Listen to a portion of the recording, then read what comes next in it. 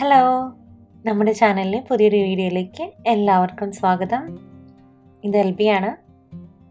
എല്ലാവരും സുഖമായിട്ടിരിക്കുകയാണെന്ന് വിചാരിക്കുന്നു.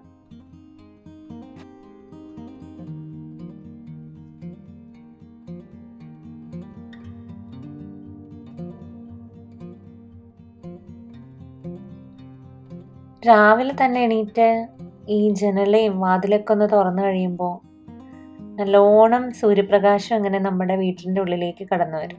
എനിക്ക് ആ രാവിലെയുള്ള സൂര്യപ്രകാശം വരുന്നത് എനിക്ക് ഭയങ്കര ഒരു പോസിറ്റീവ് എനർജിയാണ്. അതുപോലെ തന്നെ ചെടികൾക്കും. അപ്പോൾ ഇന്നും അതുപോലെ പതിവ് പോലെയുള്ള ഒരു അവധി ദിവസമാണ്. ഇന്നലെ നന്നായിട്ട് മഞ്ഞ് പെയ്തിട്ടുണ്ടായിരുന്നു. അപ്പോൾ പുറത്തൊക്കെ മഞ്ഞ് കിടക്കുന്നത് നമുക്ക് കാണാം. മാർച്ച് മാസത്തിൽ സാധാരണ മഞ്ഞ് പതിവുള്ളതല്ല. എന്താണോ ഇന്നലെ അങ്ങനെ മഞ്ഞ് പെയ്തിട്ടുണ്ടായിരുന്നു. ഇടയ്ക്കൊക്കെ എന്തെങ്കിലും ഇൻസ്പയറിംഗ് ആയിട്ടുള്ള കാര്യങ്ങളൊക്കെ ഈ സ്ലേറ്റിൽ എഴുതി വയ്ക്കുന്നത് എനിക്ക് ഇഷ്ടമാണ്. പണ്ടത്തെ വീഡിയോയിലൊക്കെ നിങ്ങളെ എപ്പോഴും കാണാറുണ്ടായിരുന്നു. പിന്നീട് അതൊരു റിപ്പീറ്റേഷൻ ആവണ്ടെന്ന് വിചാരിച്ചിട്ട് ഞാൻ മനഃപൂർവ്വം ഒഴിവാക്കാറുണ്ട്. അപ്പോൾ ഇന്ന് വളരെ നാളുകൾക്ക് ശേഷം ആ ഒരു കാഴ്ച നിങ്ങൾ വീണ്ടും കാണുകയാണ്. കുറച്ച് ചിലപ്പോൾ ഒക്കെ എഴുതാറുള്ളത് ആരുടെയെങ്കിലും ഫേമസ് ആയിട്ടുള്ള ക്വോട്ട്സോ അങ്ങനെ എന്തെങ്കിലുമൊക്കെ ആയിരിക്കും. പക്ഷെ ഇന്ന് നമ്മൾക്ക് തന്നെ ഓർക്കാൻ ആയിട്ട് കുറച്ച് കാര്യങ്ങളാണ് എഴുതി വെച്ചത് കേട്ടോ. നമ്മളെല്ലാവരും തന്നെ തിരക്കുകൾക്കിടയിൽ മറന്നു പോകുന്ന കുറച്ച് കാര്യങ്ങളൊക്കെ ഉണ്ടാവും. അപ്പോൾ ഒരുപാട് തിരക്കൊക്കെ വന്ന് ഒത്തിരി ബിസിയൊക്കെ ആയി കഴിയുമ്പോൾ ഇങ്ങനൊരു ബ്രേക്കൊക്കെ എടുക്കാനായിട്ട് എപ്പോഴും ഞാൻ ശ്രദ്ധിക്കാറുണ്ട്. നമ്മൾക്ക് ഇഷ്ടമുള്ള കാര്യങ്ങളൊക്കെ ചെയ്തുകൊണ്ടുള്ള ഒരു ദിവസമൊക്കെ ജീവിതത്തിൽ മനഃപൂർവ്വമായിട്ട് പ്ലാൻ ചെയ്യാറുണ്ട്. അപ്പോൾ അങ്ങനെ കുറച്ച് കാര്യങ്ങളൊക്കെയാണ് കോട്ട്സിൽ എഴുതിയിട്ടുള്ളത്. അതിനകത്ത് 5ാമത്തെ കാര്യം നിങ്ങൾ കണ്ടോ? നമ്മൾ ഇന്നൊരു ദിവസം ഒന്നും ചെയ്തില്ലെങ്കിലും ഒരു കുഴപ്പമില്ല.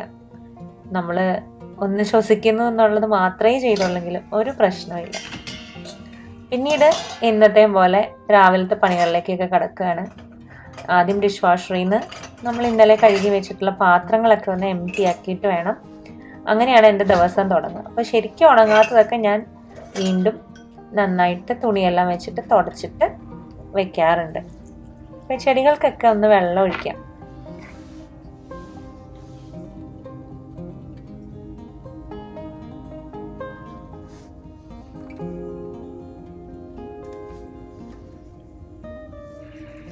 എല്ലാ ചെടികളും തന്നെ നിങ്ങൾ പണ്ട് കണ്ടിട്ടുള്ളതിലും നന്നായി വളർന്നിട്ടുണ്ട്. ഞാനിപ്പോൾ അങ്ങനെ വല്ലപ്പോഴേ കാണിക്കാറുള്ളൂ. കുറച്ച് പുതിയ ചെടികളൊക്കെ വാങ്ങിയിട്ടുണ്ട്. എനിക്ക് ചില ചെടികൾ കാണുമ്പോൾ അതിൻ്റെ കളർ കൊണ്ടും അതിൻ്റെ ഇലകളുടെ ഭംഗി കൊണ്ടൊക്കെ പെട്ടെന്ന് എനിക്ക് ഇഷ്ടപ്പെടും. അപ്പോൾ അങ്ങനെ കുറച്ച് ചെടികളൊക്കെ വാങ്ങിയിട്ടുണ്ട്. അല്ലാത്തതൊക്കെ നിങ്ങൾ പണ്ട് എൻ്റെ വീഡിയോസിൽ കണ്ടിട്ടുള്ളത് തന്നെയാണ് കേട്ടോ. ഇതുപോലെ പിന്നെ പ്രൊപ്പഗേഷന് വേണ്ടിയിട്ട് ചില ചെടികളുടെ കവരകളൊക്കെ മുറിച്ച് ഞാൻ വെള്ളത്തിലിട്ട് വെക്കാറുണ്ട്. അതൊരു പ്രൊപ്പഗേഷൻ മാത്രമല്ല, ഒരു ഭംഗിയായിട്ടും കൂടെ എനിക്ക് തോന്നാറുണ്ട്.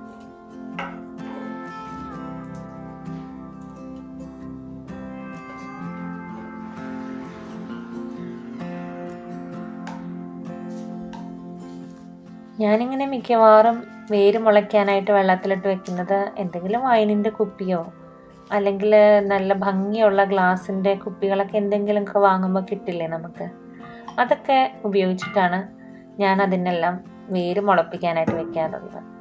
വേര് മുളച്ച് കഴിയുമ്പോൾ നമുക്കത് മണ്ണിലേക്ക് നട്ടാൽ പെട്ടെന്ന് തന്നെ ചെടി പിടിച്ച് കിട്ടും. അപ്പം ഇതെല്ലാം എൻ്റെ കയ്യിലുള്ളത് തന്നെയാണ്. എന്നാലും ഞാൻ ഫ്രണ്ട്സിനോ ആർക്കെങ്കിലുമൊക്കെ ഷെയർ ചെയ്യാറുമുണ്ട്.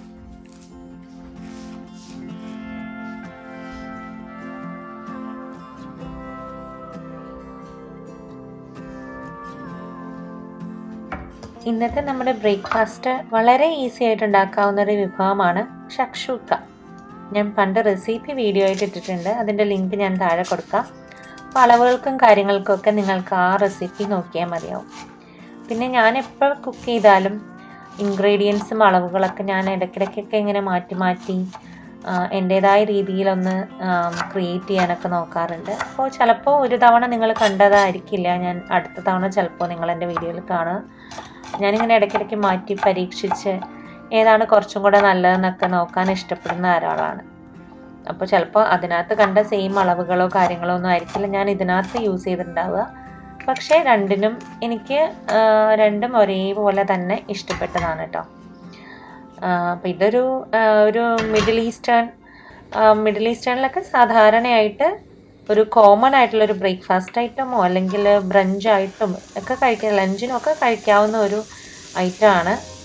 ഇത് കോമൺ ആയിട്ട് ത്രൂ ഔട്ട് മിഡിൽ ഈസ്റ്റിലൊക്കെ കാണാൻ സാധിക്കാറുണ്ട്. ശരിക്കും പറഞ്ഞാൽ ഇത് ലിബിയ, ടുണീസിയ എന്നുള്ള കൺട്രിയിലൊക്കെയാണ് ഒറിജിനേറ്റ് ചെയ്തതെന്നാണ് പറയപ്പെടുന്നത്. എന്നിട്ട് പിന്നെ ഇസ്രായേലിലോട്ടൊക്കെ ഇമിഗ്രൻസ് വന്ന വഴി ഒക്കെ വന്നെന്നൊക്കെ പറയപ്പെടുന്ന ഒരു ഡിഷാണ് കേട്ടോ. അപ്പോൾ ഇതുപോലെയുള്ള ഈസി ആയിട്ടുള്ള ഡിഷൊക്കെ നിങ്ങൾക്ക് അറിഞ്ഞിരിക്കുന്നത് ഭയങ്കര ഒരു നല്ല കാര്യമായിരിക്കും. കാരണം നമ്മൾ ബിസി ലൈഫൊക്കെ ആയിട്ട് എപ്പോഴും നമ്മൾ ദോശ, ഇഡ്ഡലി, അപ്പമൊക്കെ ആക്കാതെ ഇതുപോലെ വളരെ ഈസി ആയിട്ട് പെട്ടെന്ന് കഴിയുന്ന കുറച്ച് കാര്യങ്ങളൊക്കെ, അതും വേറൊരു ക്യൂസീനൊക്കെ ട്രൈ ചെയ്യുമ്പോൾ നമ്മളുടെ ഫാമിലിക്കൊരു ഒരു വെറൈറ്റി ആവും, നമ്മൾക്കൊരു റിലാക്സേഷനും ആയിരിക്കും. പിന്നെ എനിക്ക് കുക്കിംഗ് ഭയങ്കര ഇഷ്ടമാണെന്ന് നിങ്ങൾക്കറിയില്ല. എനിക്ക് ഇതുപോലെ പരീക്ഷിക്കാനും ഉണ്ടാക്കി കൊടുക്കാനും എനിക്ക് ഭയങ്കര ഇഷ്ടമാണ്. അതെനിക്ക് എനിക്ക് ഭയങ്കരമായിട്ട് ഒരു ഹാപ്പിനെസ് തരുന്ന ഒരു കാര്യമാണ് കുക്കിംഗ് എന്ന് പറയുന്നത്.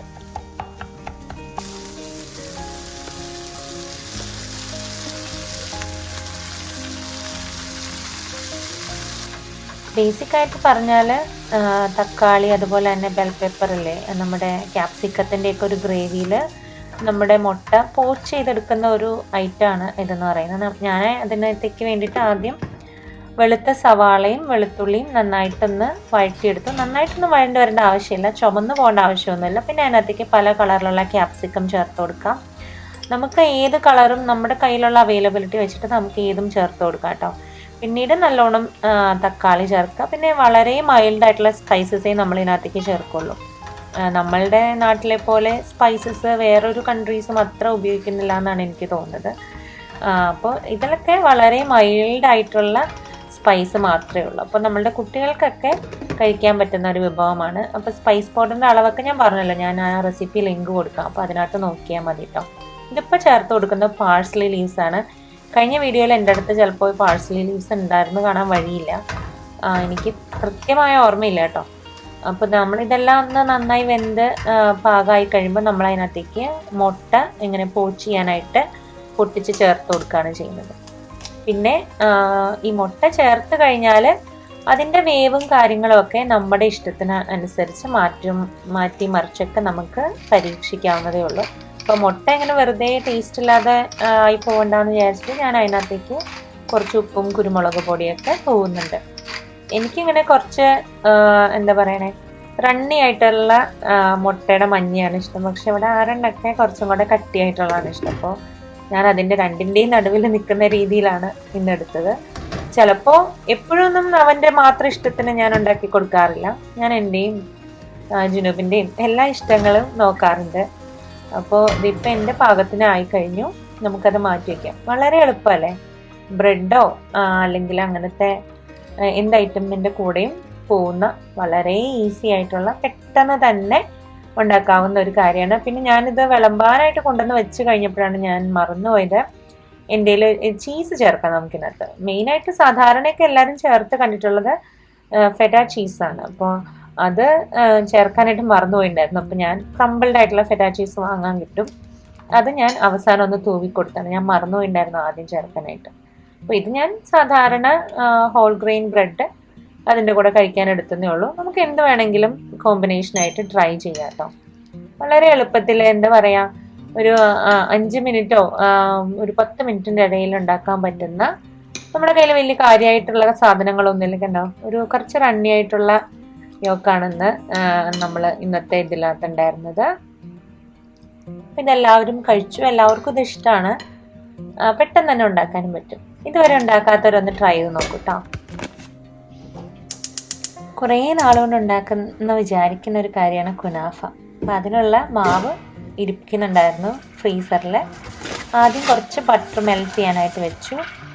ഞാൻ ഇതിൻ്റെ അളവുകളും കാര്യങ്ങളും എല്ലാം ഡിസ്ക്രിപ്ഷൻ ബോക്സിൽ കൊടുക്കാം, നിങ്ങൾക്കത് നോക്കിയാലും മതിയാവും.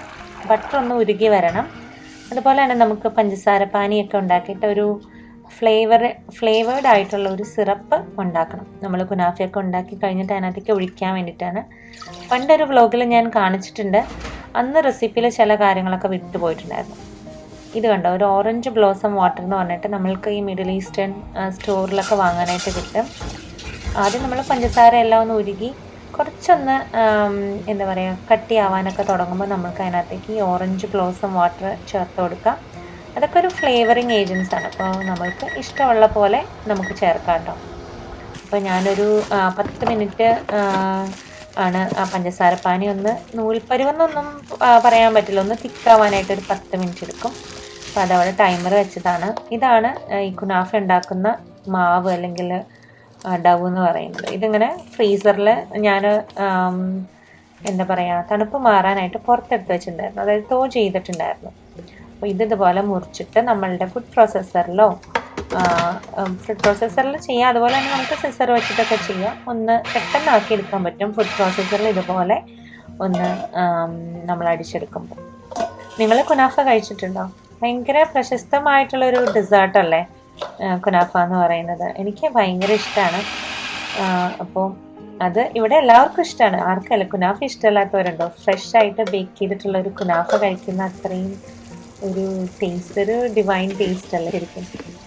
അപ്പോൾ ഞാൻ കുനാഫ ഇതുപോലെ എല്ലാം ചെറിയ പീസസ് ആക്കി എടുത്തു. നമ്മളിനി ആ ബട്ടർ മെൽറ്റ് ചെയ്തില്ലേ അത് അതിനകത്തേക്ക് ചേർത്ത് കൊടുക്കണം. അപ്പോൾ പഞ്ചസാര പാനി അവിടെ 2 മിനിറ്റും കൂടെ ആവാനുണ്ട്. അതിനകത്തേക്ക് കുറച്ച് നാരങ്ങാനീര് ചേർത്ത് കൊടുത്തതാണ്, കാരണം അത് കട്ടിയായി പോകരുതല്ലോ. അപ്പോൾ ഇവിടെ നമ്മളുടെ കുനാഫയ്ക്കുള്ള ഡവിനകത്തേക്ക് നമ്മൾ അരിച്ചു വെച്ചിട്ടുള്ള ബട്ടർ കുറേശ്ശെ ചേർത്ത് നന്നായിട്ട് ഓരോ സ്ട്രാൻഡിലും നന്നായിട്ട് ബട്ടർ പിടിക്കണം. അതാണ് ഇതിൻ്റെ ഒരു പാകം. അപ്പോൾ ഇതൊരു എന്താ പറയുക ഹെൽത്തി ആയിട്ടുള്ള ഒരു ഡിഷ് എന്നൊന്നും പറയാനായിട്ട് പറ്റില്ല. എനിക്കവിടെ ഹെൽപ്പിംഗ് ഹാൻഡ്സ് ഉണ്ട്, ജിനുക്ക് വന്ന് ഹെൽപ്പ് ചെയ്യുന്നുണ്ട്. അപ്പോൾ ഇതുപോലെ എല്ലാ സ്റ്റാൻഡിലും ഇതുപോലെ ബട്ടർ പിടിച്ചിരിക്കണം കേട്ടോ. അതാണ് അതിൻ്റെ ഒരു പാകം എന്ന് പറയുന്നത്. അപ്പോൾ നമ്മുടെ ടൈമർ എൻഡായി, പഞ്ചസാര പാനി റെഡി ആയിട്ടോ. അപ്പോൾ ഇതാണ് വൈകുന്നേരത്തെ കുറച്ച് കാഴ്ചകൾ. സൂര്യനൊക്കെ അസ്തമിച്ചു. അപ്പോൾ നമ്മുടെ മാവ് ഇവിടെ റെഡിയായി ഇരിക്കുന്നുണ്ട്. നമുക്കിനി അതിൻ്റെ ഉള്ളിലേക്ക് വെക്കാനായിട്ടൊരു ഫില്ലിങ് റെഡിയാക്കാം. കുറച്ച് ബട്ടർ അവിടെ ബാക്കിയുണ്ട്. അപ്പോൾ ഫില്ലിങ്ങിന് വേണ്ടിയിട്ട് ഞാനിവിടെ ഇത് ഹോൾ മിൽക്കാണ് വേണ്ടത്. നമ്മൾക്ക് മറ്റേ മിൽക്ക് എടുക്കാം, പക്ഷേ ഹോൾ മിൽക്കിനായിരിക്കും ടേസ്റ്റ് കൂടുതൽ കേട്ടോ. ഹോൾ മിൽക്കിനകത്തേക്ക് നമ്മൾ കോൺഫ്ലവർ ചേർത്ത് കൊടുക്കുകയാണ്. ഞാൻ ആദ്യത്തെ റെസിപ്പി കാണിച്ചതിനകത്ത് കോൺഫ്ലോറും മാത്രമേ ചേർത്തിട്ടുണ്ടായിരുന്നുള്ളൂ. ഇതിനകത്തേക്ക് ഞാൻ കുറച്ച് റവ കൂടി ചേർക്കുന്നുണ്ട്.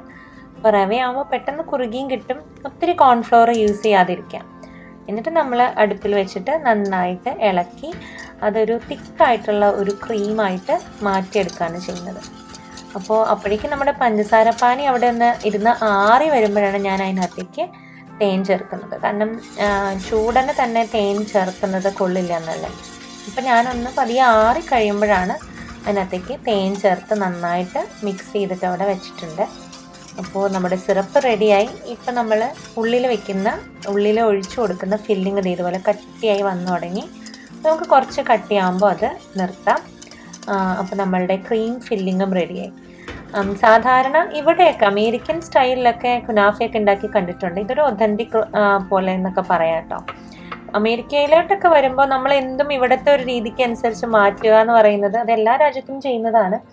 അപ്പോൾ ഇവർ കുറച്ച് ചീസൊക്കെ ഇടും, അതായത് ഇങ്ങനെ എന്താ പറയുക വലിഞ്ഞു വരുന്ന ചീസൊക്കെ ഇട്ട് കണ്ടിട്ടുണ്ട്. പക്ഷെ ഞാനിതൊരു ഒതൻറ്റിക് റെസിപ്പി പോലെ തന്നെയാണ്, എനിക്ക് അതിനേക്കാളും ഇങ്ങനെയുള്ളതാണ് ഇഷ്ടം. അപ്പോൾ നമ്മൾ ഇതുപോലെ ഒരു ബേക്കിംഗ് ഡിഷിനകത്തേക്ക് നമ്മൾ ആ ഉണ്ടാക്കി വെച്ചിരിക്കുന്ന മാവില്ലേ, നമ്മൾ ബട്ടറൊക്കെ പുരട്ടി വെച്ചിരിക്കുന്ന മാവ് ഇതുപോലെ വെച്ച് നല്ലോണം പ്രസ് ചെയ്ത് കൊടുക്കുകയാണ്. അപ്പോഴേക്കും നമ്മുടെ ഓവൻ ഒന്ന് പ്രീഹീറ്റ് ചെയ്യാൻ വെച്ചു. 350 ഡിഗ്രി ഫാരൻഹൈറ്റിലാണ് പ്രീഹീറ്റ് ചെയ്യാൻ വെച്ചത്. ഇപ്പം നമ്മൾ ചുരണ്ടി എടുക്കുന്നത് സ്വീറ്റ് ചീസാണ്. ഇത് നമ്മുടെ ആ മിഡിൽ ഈസ്റ്റേൺ സ്റ്റോറിൽ നിന്ന് തന്നെ വാങ്ങിയിട്ടുള്ളതാണ്. കുനാഫയുടെ ഡൗവൊക്കെ വാങ്ങിച്ചില്ലേ, അവിടെ നിന്ന് തന്നെയാണ് കേട്ടോ. ശരിക്കും കുനാഫ എന്നല്ല പറയാം, കുനാഫ എന്നൊക്കെയാണെന്ന് തോന്നുന്നു. എനിക്ക് ശരിക്കും എൻ്റെ പ്രൊനൗൺസിയേഷൻ എങ്ങനെയാണെന്ന് അറിയില്ല. അപ്പോൾ നമ്മുടെ ഉള്ളിൽ വെക്കാനുള്ള മിക്സ് ചൂടാറി കഴിയുമ്പോൾ നമ്മൾ ആ ഫസ്റ്റ് ലെയർ ഉണ്ടാക്കിയില്ലേ അതിൻ്റെ പുറത്തോട്ട് ഇങ്ങനെ ചേർത്ത് കൊടുക്കുക. ഒരുപാട് അരികുകളിലേക്ക് അങ്ങ് പോവണ്ട, നടുക്കായിട്ട് ഇടാനായിട്ട് ശ്രദ്ധിക്കുക. ഒരുപാട് അരികുകളിലേക്കൊക്കെ പോയാൽ ചിലപ്പോൾ അത് പൊട്ടിയൊക്കെ അത് പുറത്ത് വരാൻ ചാൻസ് ഉണ്ട്. പിന്നെ നമ്മൾ ഗ്രേറ്റ് ചെയ്ത് വെച്ചിരിക്കുന്ന സ്വീറ്റ് ചീസ് ചേർത്ത് കൊടുക്കാം. ഇത് ഓപ്ഷനിലാണ്, ഇതില്ലെങ്കിലും കുഴപ്പമൊന്നുമില്ല കേട്ടോ. ഇവിടെ ഇതിന് പകരം സാധാരണ ഇവിടെ കിട്ടുന്ന ചീസൊക്കെ ഉപയോഗിക്കാറുണ്ടെന്ന് തോന്നുന്നു, പക്ഷെ എനിക്ക് അതിനോട് താല്പര്യമില്ല, ഞാൻ പറഞ്ഞല്ലോ. അതുകൊണ്ടാണ് ഞാൻ മിഡിൽ ഈസ്റ്റേൺ സ്റ്റോറിൽ നിന്ന് തന്നെ പോയി അത് വാങ്ങിയത്. എന്നിട്ട് നമ്മൾ ബാക്കി വരുന്ന മാവ് ഇതുപോലെ നല്ലോണം വീണ്ടും ഒന്ന് പൊത്തി നന്നായിട്ടൊന്ന് ഷേപ്പൊക്കെ ആക്കി കൊടുക്കുക. അപ്പോൾ അത് റെഡിയായി. ഇനി നമുക്കിതിനെ ബേക്ക് ചെയ്തെടുക്കാം. ബേക്ക് ചെയ്ത് വരുമ്പോഴാണ് നമ്മൾ അതിനകത്തേക്ക് ചൂടനെയാണ് സിറപ്പൊക്കെ ഒഴിക്കുന്നത്. അപ്പോൾ നമ്മൾ 350 ഡിഗ്രിയിൽ ബേക്ക് ചെയ്യാനായിട്ട് വെച്ചിട്ടുണ്ട്. ആദ്യം നമുക്കിതൊരു 30 മിനിറ്റ് മിഡിൽ റാക്കിൽ വെച്ചിട്ട് ബേക്ക് ചെയ്തെടുക്കാം. അപ്പോൾ നമ്മുടെ അരികെല്ലാം നന്നായിട്ടൊന്ന് ചുവന്ന് വന്നു കഴിയുമ്പോൾ നമ്മൾ മേളിലത്തെ റാക്കിലേക്ക് മാറ്റിയിട്ട് ഒരു 15 മിനിറ്റ് കൂടെ സെയിം 350 ബേക്ക് ചെയ്യും. ഇപ്പം ഞാനൊന്നത് ക്യാൻസൽ ഔട്ട് ചെയ്തായിരുന്നു, അതുകൊണ്ടാണ് 2 ടൈം നിങ്ങൾ കണ്ടത് കേട്ടോ. ശരിക്കും 350 ഒരു 15 മിനിറ്റും കൂടെ കൂടിയിട്ട് ബേക്ക് ചെയ്തെടുക്കും. അപ്പോൾ നമ്മുടെ പുറം ഒന്ന് മൊരിഞ്ഞ് ആ ഒരു എന്താ പറയണേ, ഒരു നല്ല ബ്രൗൺ ഷെയ്ഡൊക്കെ വരും. അപ്പോൾ ഇതാണ് നമ്മുടെ കുനാഫ. നല്ലോണം പെർഫെക്റ്റ് ആയിട്ട് വന്നിട്ടുണ്ടെങ്കിൽ നമ്മൾ അതിനകത്തേക്ക് നമ്മൾ ഉണ്ടാക്കി വെച്ചിരിക്കുന്ന സിറപ്പ് ചേർത്ത് കൊടുക്കുകയാണ്. ഇത് എനിക്ക് ഈ സിറപ്പ് കുറച്ചധികമായിട്ട് തോന്നി, പക്ഷെ പിറ്റേ ദിവസമൊക്കെ ആയപ്പോഴേക്കും സിറപ്പ് മൊത്തം അത് വലിച്ചെടുത്തിട്ട് അത് കറക്റ്റ് ആയിട്ടുണ്ടായിരുന്നു. പക്ഷെ അന്നത്തെ ദിവസം കുറച്ച് അധികമായിട്ടാണ് കേട്ടോ തോന്നിയത്. അപ്പോൾ നമ്മുടെ ആവശ്യത്തിനനുസരിച്ച് ഒഴിച്ചാലും മതിയാവും. പിന്നെ എൻ്റെ ഈ പാത്രം എന്ന് പറയുന്നത് ഇതിന് പറ്റിയൊരു പാത്രം ആയിരുന്നില്ല എനിക്ക്. അത് ശരിക്കും ഇത് തന്നെ ഉണ്ടാക്കാനുള്ള ബേക്കിംഗ് ട്രേ ഒക്കെ കിട്ടും. ഇത് ഞാൻ കുറച്ച് പിസ്ത പൊടിച്ചത് ആണ്. ഇത് ശരിയാ അലങ്കാരത്തിന് വേണ്ടി മാത്രം ചേർക്കുന്നതാണ് കേട്ടോ. സാധാരണ പിസ്ത പൊടിച്ചത് അല്ലെങ്കിൽ പിസ്റ്റാച്ചിയോസ് ഇങ്ങനെ ജൂലിയൻ്റ് ആയിട്ടൊക്കെ ഇട്ടിട്ടാണ് ഇത് അലങ്കരിച്ച് കണ്ടിട്ടുള്ളത്. അപ്പോൾ ഇതാണ് നമ്മുടെ കുനാഫ. നമുക്കൊന്ന് ഇത് മുറിച്ചതൊക്കെ പിന്നീടാണ് കേട്ടോ, ഞാനത് വീഡിയോയിൽ ഇപ്പോൾ കാണിച്ചെന്നേ ഉള്ളൂ. അപ്പോൾ നമുക്കൊന്ന് മുറിച്ച് കഴിച്ച് നോക്കിയാലോ. ഫ്രഷായിട്ട് ബേക്ക് ചെയ്തിട്ട് ഉള്ള കുനാഫ എന്ന് പറയുന്നത് എനിക്ക് പറയാനറിയില്ല, ഒരു ഡിവൈൻ ടേസ്റ്റാണ്. അതിൻ്റെ ടേസ്റ്റ് എന്ന് പറഞ്ഞാൽ പറഞ്ഞറിയിക്കാൻ പറ്റാത്തൊരു ടേസ്റ്റാണ്. എന്നെപ്പോലെ ഡെസേർട്ടൊക്കെ ഇഷ്ടപ്പെടുന്നവർ തീർച്ചയായിട്ടും കഴിച്ചിരിക്കേണ്ട, അല്ലെങ്കിൽ ഒന്ന് ഉണ്ടാക്കി നോക്കേണ്ട ഒരു സംഭവം തന്നെയാണ് കേട്ടോ. അപ്പോൾ ഉണ്ടാക്കാത്തവർ ഒന്ന് ഉണ്ടാക്കി നോക്കൂ. നിങ്ങളുടെ അവിടെയും ഈ മിഡിൽ ഈസ്റ്റേൺ സ്റ്റോറുകളൊക്കെ കാണും, അവിടെ ഇതിനുള്ള സാധനങ്ങളൊക്കെ അവൈലബിൾ ആയിരിക്കും. അപ്പോൾ അതൊന്ന് വാങ്ങിയിട്ട് ഉണ്ടാക്കുക. ഒരു ഗസ്റ്റൊക്കെ വരുമ്പോൾ അവരെ ഭയങ്കര പ്ലീസ് ചെയ്യാൻ പറ്റുന്ന ഒരു ഡിഷാണ്. പിന്നെ നമ്മൾ അതെല്ലാം കഴിഞ്ഞിട്ട് ഇത് ഞാൻ കുനാഫ ഉണ്ടാക്കിയത് കുറച്ച് വൈകിട്ടാണ്, ഞാൻ പെയിൻറ്റിങ് പിന്നെ കാണിച്ചതേ ഉള്ളൂ. അപ്പം ഞാൻ ഉച്ചയ്ക്ക് ഇന്ന് ഒരു പെയിൻറ്റിങ്ങിൻ്റെ പണിപ്പുരയിലാണ്. നിങ്ങൾക്കറിയാം, കുക്കിംഗ് പോലെ തന്നെ എനിക്കിഷ്ടമുള്ളൊരു കാര്യമാണ് പെയിൻറ്റ് ചെയ്യാൻ. അതുപോലെ തന്നെ എനിക്കിങ്ങനെ വെറൈറ്റി ആയിട്ടുള്ള കാര്യങ്ങളൊക്കെ യൂസ് ചെയ്ത് പെയിൻറ്റ് ചെയ്യാൻ ഇഷ്ടമാണ്. അപ്പുറം നിങ്ങളിരിക്കുന്ന ആ ഒരു പെയിൻറ്റിങ് കണ്ടോ, അപ്പോൾ അത് ഞാൻ പണ്ട് ഒരു പാലറ്റ് നൈഫ് വെച്ചിട്ടുള്ള ഒരു പെയിൻറ്റിംഗ് ആണ് നിങ്ങളെ കാണിച്ചിട്ടുണ്ടായിരുന്നു. എൻ്റെ വീഡിയോയുടെ ലിങ്ക് ഞാൻ താഴെ കൊടുക്കാം. അപ്പോൾ ആ പെയിൻറ്റിങ് പോലെ തന്നെ ഇന്ന് വേറൊരു പെയിൻറ്റിംഗ് ആണ്. ഇന്ന് ഞാനൊരു ഗ്ലേസിങ് മീഡിയം ഒക്കെ ഒന്ന് ട്രൈ ചെയ്യാമെന്ന് വിചാരിക്കുകയാണ്. ഞാൻ അങ്ങനെ വലിയ ആർട്ടിസ്റ്റൊന്നുമല്ല, ഞാൻ നിങ്ങളോട് പണ്ടും പറഞ്ഞിട്ടുണ്ട്, ഞാൻ ട്യൂട്ടോറിയൽസ് ഒക്കെ നോക്കിയിട്ടാണ് ട്രൈ ചെയ്യാറുള്ളത്. അപ്പോൾ പണ്ട് പാലറ്റ് നൈഫ് ആദ്യമായിട്ട് യൂസ് ചെയ്ത പോലെ തന്നെ ഇന്നൊരു ഗ്ലേസിങ് മീഡിയം വെച്ചിട്ട് നമ്മൾക്കൊന്ന് പെയിൻറ്റ് ചെയ്ത് നോക്കാമെന്ന് വിചാരിക്കുന്നു. ഗ്ലേസിങ് മീഡിയം എന്ന് പറഞ്ഞാൽ നമ്മൾ നമ്മുടെ പെയിൻറ്റിനെ കുറച്ച് ട്രാൻസ്പെറൻ്റ് ആക്കി അതിന് ഭയങ്കര ഒരു ഡെപ്ത് അല്ലെങ്കിൽ ഇല്യൂഷനൊക്കെ കൊടുക്കാൻ പറ്റുന്ന ഒരു ടെക്നിക്കാണ് ഗ്ലേസിങ് മീഡിയം എന്ന് പറയുന്നത്. അപ്പോൾ ഞാനിപ്പോൾ ഒരു ബാക്ക്ഗ്രൗണ്ടാണ് ആദ്യം വരയ്ക്കുന്നത്. എനിക്കിങ്ങനെ ഭയങ്കര ഫോഗി ആയിട്ടുള്ള അല്ലെങ്കിൽ മിസ്റ്റി ആയിട്ടുള്ള ബാക്ക്ഗ്രൗണ്ട്സ് ഒക്കെ ഭയങ്കര ഇഷ്ടമാണ്. അപ്പോൾ എൻ്റെ പെയിൻറ്റിങ്ങുകളും കുറേയൊക്കെ അങ്ങനെയൊക്കെ തന്നെയാണ്. എനിക്ക് അങ്ങനത്തെ പെയിൻറ്റിങ്ങുകളോട് ഭയങ്കര ഒരു താല്പര്യമാണ്. അപ്പോൾ ആദ്യം ഒന്ന് നമ്മൾ ഒരു ലൈറ്റ് സോഴ്സും ബാക്ക്ഗ്രൗണ്ടൊക്കെ ഒന്ന് കൊടുത്തിട്ടാണ് നമ്മൾ അതിനകത്തേക്ക് ബാക്കിയുള്ള കാര്യങ്ങളൊക്കെ കൊണ്ടുവരുന്നത്. അപ്പോൾ ഞാൻ ഇന്നിവിടെ വരയ്ക്കാൻ ഉദ്ദേശിക്കുന്നത് ഒരു ഫോഗി ഫോറസ്റ്റാണ്. അതായത് നമ്മുടെ മഞ്ഞൊക്കെ നിറഞ്ഞ ഒരു നിഗൂഢ വനം എന്നൊക്കെ പറയില്ലേ, അവിടെ ഒരു വെളിച്ചത്തിൻ്റെ ഒരു കാല്. അപ്പോൾ അതാണ് ഇന്നത്തെ നമ്മുടെ ഒരു തീം എന്ന് പറയുന്നത്. എന്തായി വരുന്ന കണ്ടറിയാം. അപ്പം ഇതുപോലെ ആദ്യം ഒന്ന് ബാക്ക്ഗ്രൗണ്ടൊക്കെ ഒന്ന് പെയിൻറ്റ് ചെയ്ത് കഴിഞ്ഞിട്ട് നമ്മൾ ഗ്ലേസിങ് മീഡിയം ഒക്കെ ഓരോ ലെയർ കഴിയുമ്പോഴാണ് നമ്മൾ യൂസ് ചെയ്യുക. അപ്പം ഞാൻ അതിനോട്ടേക്ക് വരുമ്പോൾ നിങ്ങൾക്കത് കാണിച്ചു തരാം കേട്ടോ.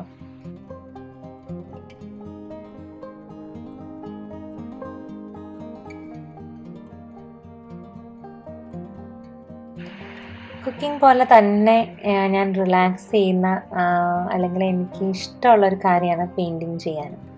അതും എന്നെ എനിക്ക് ആകർഷിക്കുന്ന അല്ലെങ്കിൽ എന്നെ ആകർഷിക്കുന്ന പെയിൻറ്റിങ്ങുകൾ എന്നൊക്കെ പറഞ്ഞാൽ കുറച്ച് ഇതുപോലെ എന്താ പറയണത്, ഇതുപോലെയുള്ള ബാക്ക്ഗ്രൗണ്ട്സിലൊക്കെ ഉള്ള പെയിൻറ്റിങ്ങുകളാണ് എന്നെ കൂടുതൽ കുറച്ച് മൂഡി ആയിട്ടുള്ള അങ്ങനത്തെ ടൈപ്പ് പെയിൻറ്റിങ്സാണ് എന്നെ ആകർഷിക്കാറുള്ളത്. അതായത് എനിക്ക് വരയ്ക്കാൻ തോന്നിപ്പിക്കുന്ന പെയിൻറ്റിങ്സ് അങ്ങനെയുള്ളതാണ്. അപ്പോൾ നമ്മൾ ബാക്ക്ഗ്രൗണ്ടൊക്കെ വരച്ച് കഴിഞ്ഞപ്പോൾ നമ്മളൊരു കാട് അല്ലെങ്കിൽ ഒരു ഫോറസ്റ്റാണ് വരയ്ക്കുന്നത്. അപ്പോൾ മരങ്ങൾ, നീളത്തിലുള്ള മരങ്ങളാണ് ആദ്യം തന്നെ നമ്മൾ വരയ്ക്കുന്നത് കേട്ടോ. അപ്പോൾ ഞാൻ പറഞ്ഞല്ലോ, കുറച്ച് മരങ്ങളും അതുപോലെ തന്നെ മുകളിൽ നിന്ന് വരുന്ന കവരകൾ, പിന്നെ കുറച്ച് അടിയിൽ നിന്നുള്ള കാട്ടിൽ എന്തൊക്കെ ഉണ്ടാവും, പുല്ല്, കുറച്ച് വലിയ ചെടികൾ, വലിയ മരങ്ങൾ, ചെറിയ മരങ്ങൾ, അങ്ങനെയൊക്കെ ഉണ്ടാവുമല്ലോ. അപ്പോൾ അതെല്ലാം വരച്ചിട്ടപ്പോൾ നമ്മൾക്കതൊരു കാടായിട്ടും അതിനകത്ത് മഞ്ഞ് നിറഞ്ഞ പോലെയും തോന്നണം. നമ്മളിതെല്ലാം ഒരു ക്യാൻവാസിലല്ലേ ചെയ്യുന്നത്. അപ്പോൾ അങ്ങനെ തോന്നണം എന്നുണ്ടെങ്കിൽ നമ്മൾക്ക് എന്നെപ്പോലെ ഒരു ബിഗിനറിനെയൊക്കെ സംബന്ധിച്ചിടത്തോളം അതെനിക്ക് കുറച്ച് ടഫാണ്. അപ്പോൾ എനിക്കറിയില്ല ഇത് എന്തായി വരുമെന്ന്. ഇത് വരച്ചു തുടങ്ങിയപ്പോൾ എനിക്കൊരു പ്രതീക്ഷ ഉണ്ടായിരുന്നില്ല, എനിക്ക് ഇത് നന്നായി പൂർത്തിയാക്കാൻ പറ്റും എന്ന് എനിക്കൊരു പ്രതീക്ഷ ഉണ്ടായിരുന്നില്ല. അപ്പോൾ ആദ്യം നമ്മൾ മരങ്ങളൊക്കെ ഒന്ന് വരയ്ക്കുകയാണ്. നിങ്ങൾക്ക് ടൈം ലാപ്സ് ഇട്ട് കാണിച്ചു തരാം, അല്ലെങ്കിൽ നിങ്ങൾക്ക് വെറുതെ ബോറടിക്കും. എല്ലാവർക്കും ഇത് കണ്ടുകൊണ്ടിരിക്കാനുള്ള താല്പര്യമൊന്നും ഉണ്ടാവില്ലല്ലോ.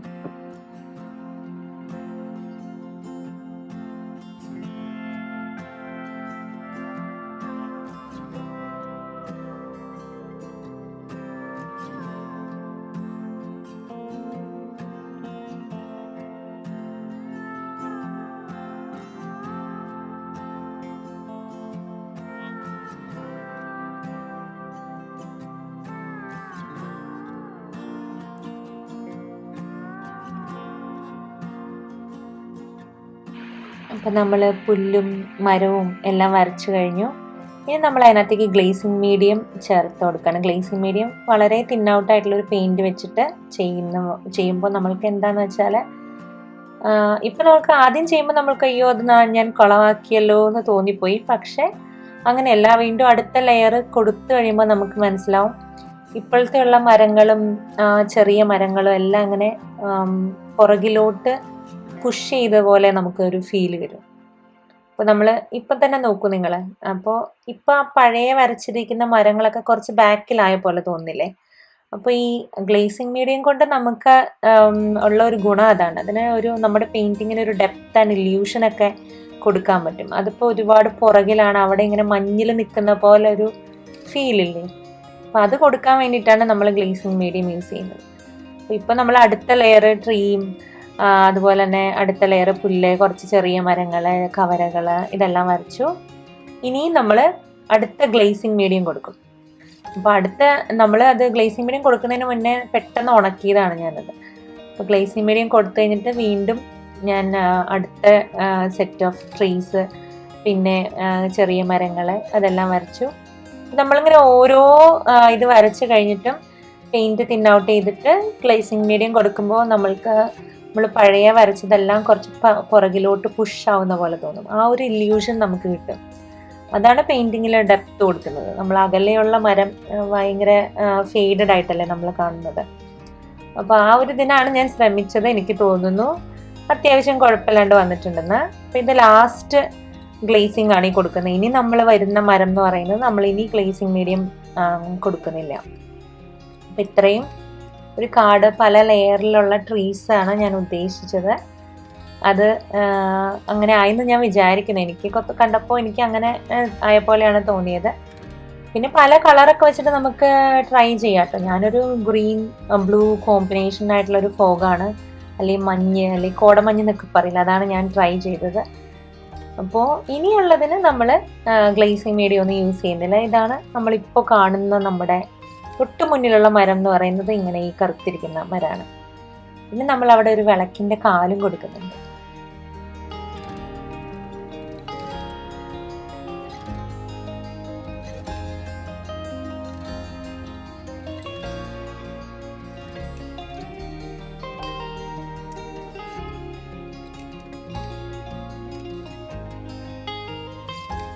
എത്ര ഇരുട്ടുള്ള, എത്ര നിഗൂഢമായ വനമാണെന്ന് പറഞ്ഞാലും അവിടെയും ചിലപ്പോൾ ഒരു വിളക്കിൻ്റെ കാലൊക്കെ കാണാം. ഇൻ കേസ് ഇനിയിപ്പോൾ ഒരു വിളക്കിൻ്റെ കാല് കണ്ടില്ലെങ്കിൽ ചിലപ്പോൾ ഒരു മിന്നാമിനുങ്ങിൻ്റെ നുറുങ്ങു വെട്ടമെങ്കിലും കാണാം. അപ്പോൾ ഇത് നമ്മളുടെ ജീവിതത്തിലും നമ്മൾക്കൊന്ന് ഓർത്തിരിക്കാവുന്ന ഒരു കാര്യം തന്നെയാണ്. നമ്മുടെ കൂടെ എപ്പോഴും നമ്മൾക്ക് സ്നേഹമുള്ളവരോ അല്ലെങ്കിൽ നമ്മളുടെ കൂടെ നിൽക്കുന്നവരൊക്കെ ചിലപ്പോൾ എപ്പോഴൊന്നും നമ്മുടെ കൂടെ ഉണ്ടായിക്കൊള്ളണമെന്നില്ല. പക്ഷേ നമ്മുടെ പ്രതീക്ഷ കൈവിടാതിരിക്കുക. എവിടെയെങ്കിലും നമ്മൾക്ക് ആ ഒരു പ്രതീക്ഷ നിലനിർത്തുന്ന അല്ലെങ്കിൽ പ്രതീക്ഷ തരുന്ന വെളിച്ചം എപ്പോഴെങ്കിലുമൊക്കെ നമുക്ക് കണ്ടെത്താനായിട്ട് പറ്റും. അപ്പോൾ പെട്ടെന്നൊന്നും ഗിവ് അപ്പ് ചെയ്യേണ്ട ആവശ്യമില്ല. നമ്മൾക്ക് എപ്പോഴും ആ പ്രതീക്ഷ എപ്പോഴും ഉണ്ടായിരിക്കണം. ഇപ്പോൾ ഒരു കാട്ടിൽ വന്നപ്പെടുന്ന ആൾക്കാണെങ്കിലും ആ മിന്നാമിനിങ്ങിൻ്റെ നുറുങ്ങുവെട്ടം അത് കാണുമ്പോൾ ഒരു പ്രതീക്ഷയായിരിക്കും അല്ലേ. അപ്പോൾ അതേ നമ്മുടെ പെയിൻറ്റിങ് ഇത് കംപ്ലീറ്റ് ആയി. ഞാൻ ഉദ്ദേശിച്ച ഒരു മഞ്ഞും ഫോഗൊക്കെ വന്നെന്ന് വിചാരിക്കുന്നു. അപ്പം ഞാനത് ഇതാണ് കേട്ടോ പൂർത്തിയായിട്ടുള്ള പടം എന്ന് പറയുന്നത്. ഞാനത് ഉണങ്ങിയെല്ലാം കഴിഞ്ഞപ്പോൾ ഭിത്തിയിൽ കൊണ്ടുവന്ന് തൂക്കുകയും ചെയ്തു. ഇതാണ് ഭിത്തിയിൽ തൂക്കി കഴിഞ്ഞപ്പോൾ ഉള്ള രംഗം എന്ന് പറയുന്നത്. അപ്പോൾ ഇതാണ് ഇന്നത്തെ ഒരു എനിക്കിഷ്ടമുള്ള വേറൊരു കാര്യം ചെയ്തത്.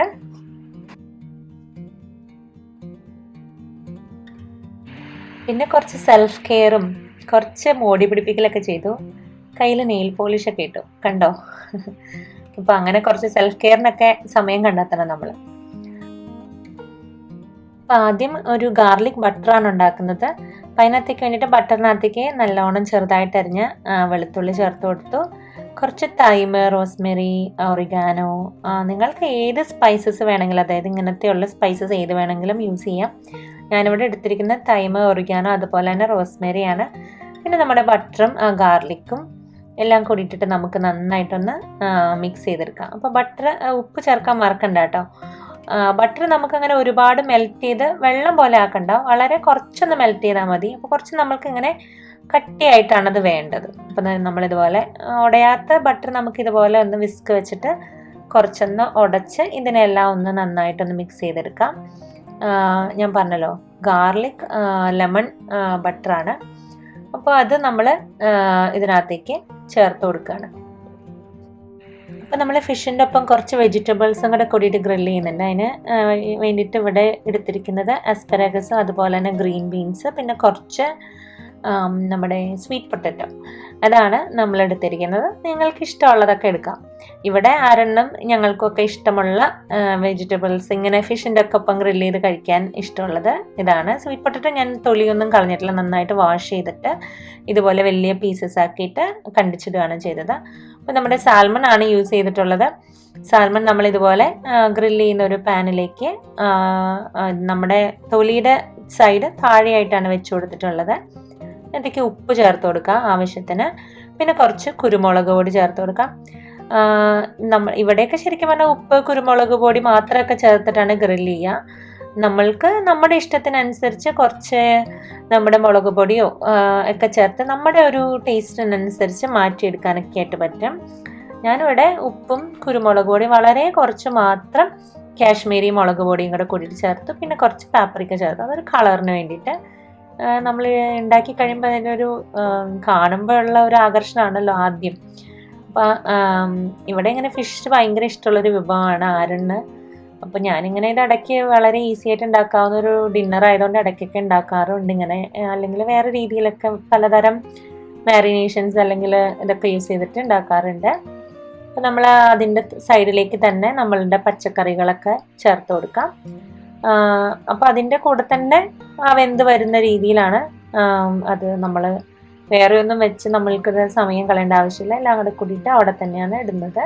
പിന്നെ നമ്മൾ തയ്യാറാക്കി വെച്ചിരിക്കുന്ന ഒരു ബട്ടറില്ലേ, നമ്മൾ ആ പച്ചക്കറികളിലേക്ക് കുറച്ച് ഉപ്പും കുരുമുളക് പൊടിയും ചേർത്ത് കൊടുക്കണം. അല്ലെങ്കിൽ ചിലപ്പോൾ അത് ഭയങ്കര ഒന്നുമില്ലാതൊരു ഭയങ്കര ബ്ലാൻഡ് ആയിട്ടുള്ളൊരു ഫീലിംഗ് വരും. കുറച്ച് ഒലിവ് ഓയിൽ ചേർത്ത് കൊടുക്കുന്നുണ്ട്. അത് നമുക്ക് മീനിനകത്തേക്ക് വേണമെങ്കിൽ ചേർത്ത് കൊടുക്കാം. ഒലിവ് ഓയിലും ഉപ്പും പെപ്പർ പൗഡറൊക്കെ നമ്മൾ ആ പച്ചക്കറികളിൽ എല്ലായിടത്തും ഒന്ന് ആയി വരുന്ന വരെ ഒന്ന് മിക്സ് ചെയ്തിട്ടുണ്ടെല്ലാം. പിന്നെ നമ്മൾ ഉണ്ടാക്കി വെച്ചില്ലേ നമ്മുടെ ലെമൺ ഗാർലിക് ബട്ടർ, ഇതുപോലെ നമ്മുടെ ഫിഷിനകത്തേക്ക് ചേർത്ത് കൊടുക്കുകയാണ്. പിന്നെ നമുക്ക് കുറച്ചൊക്കെ ആ പച്ചക്കറികളുടെ മുകളിലേക്കും തൂവി കൊടുക്കാം.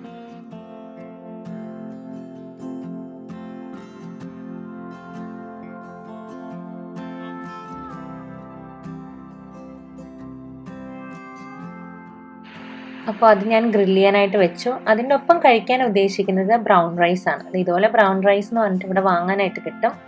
ഈ ബ്രൗൺ റൈസ് ആണ് നമ്മൾ ഉപയോഗിക്കുന്നത്. നമ്മുടെ ചോറ് ഇതിൻ്റെ ഒപ്പമൊക്കെ കഴിച്ചാൽ എനിക്ക് അത്ര ഇഷ്ടമല്ല. അപ്പോൾ ഇതിൻ്റെ ഗ്രില്ലിംഗ് ടൈം എന്നൊക്കെ പറയുന്നത് നമ്മൾ എടുക്കുന്ന മീനിൻ്റെ വലുപ്പത്തിനും കട്ടിക്കും ഒക്കെ അനുസരിച്ച് മാറ്റങ്ങളൊക്കെ വരാം കേട്ടോ. അപ്പോൾ നമ്മൾ കുറച്ചായി കഴിഞ്ഞപ്പോൾ എനിക്ക് പോരൻ തോന്നിയപ്പോൾ ഞാൻ വീണ്ടും വെച്ചിട്ടുണ്ടായിരുന്നു. അപ്പോൾ നമുക്ക് വെജിറ്റബിൾസ് പെട്ടെന്നായിന്ന് തോന്നുവാണെങ്കിൽ നമ്മൾക്ക് അതിനെ വേഗം എടുത്ത് മാറ്റാം. ഇവിടെ ഈ ആസ്പെറാഗസ് ഒക്കെ കുറച്ചും കൂടെ അരണ്ണൊക്കെ കുറച്ചും കൂടെ ഒന്ന് വേവുന്നതാണ് ഇഷ്ടം. നമ്മുടെ പൊട്ടറ്റോസ് ഒന്നും അത്ര ആയിട്ടില്ല. അപ്പോൾ ഒന്നുകൂടെ ഒന്ന് വെക്കാം. നമ്മൾ എടുത്തു കഴിയുമ്പോൾ ബാക്കിയുള്ള ലെമൺ ഗാർലിക് ബട്ടർ കുറച്ചും കൂടെ കൂടിയിട്ട് ഫിഷിനകത്തേക്ക് തേച്ച് കൊടുക്കാം. അല്ലെങ്കിൽ നമ്മൾക്കിത് സെപ്പറേറ്റ് ചെയ്ത് വെക്കാം. അപ്പോൾ എങ്ങനെ വേണമെങ്കിലും നിങ്ങൾക്ക് ചെയ്യാം. നിങ്ങളുടെ ഇഷ്ടമാണ് എത്ര നേരം അല്ലെങ്കിൽ ഇങ്ങനെ ഒരുമിച്ച് വെക്കണോ വേണ്ടതെന്നുള്ളത്. അപ്പോൾ നമ്മുടെ ഡിന്നർ എന്തെളുപ്പമല്ലേ, ഡിന്നർ വേഗം റെഡിയായി. നമ്മുടെ ചോറും കറികളൊക്കെ ഉണ്ടാക്കുന്ന ഒരു പാടില്ലല്ലോ ഇവിടുത്തെ ഡിന്നറൊക്കെ ആകുമ്പോൾ. അപ്പോൾ നമ്മുടെ ഫിഷും പച്ചക്കറികളും അതുപോലെ തന്നെ ബ്രൗൺ റൈസും ആണ് ഇന്നത്തെ ഡിന്നർ എന്ന് പറയുന്നത്. ഡിന്നർ കുറച്ച് വൈകിട്ടുണ്ട്, എന്നാലും കുഴപ്പമില്ല. അപ്പോൾ ഇത്രയൊക്കെയാണ് ഇന്നത്തെ കാഴ്ചകൾ. വീഡിയോ എല്ലാവർക്കും ഇഷ്ടമായെന്ന് വിചാരിക്കുന്നു. ഇഷ്ടമായിട്ടുണ്ടെങ്കിൽ ലൈക്ക് ചെയ്യാനും കമൻറ്റ് ചെയ്യാനും ഒന്നും മറന്നു പോകരുത്. നിങ്ങളുടെ ലൈക്കും കമൻറ്റും ഒക്കെയാണ് ഞങ്ങൾക്ക് വീണ്ടും വീഡിയോ ഇടാനുള്ള എന്തൊരു മോട്ടിവേഷൻ, ഇൻസ്പിറേഷൻ എന്നൊക്കെ പറയുന്നത്. അപ്പോൾ അടുത്ത വീഡിയോയിൽ വീണ്ടും കാണാം. അതുവരേക്കും എല്ലാവർക്കും ബൈ.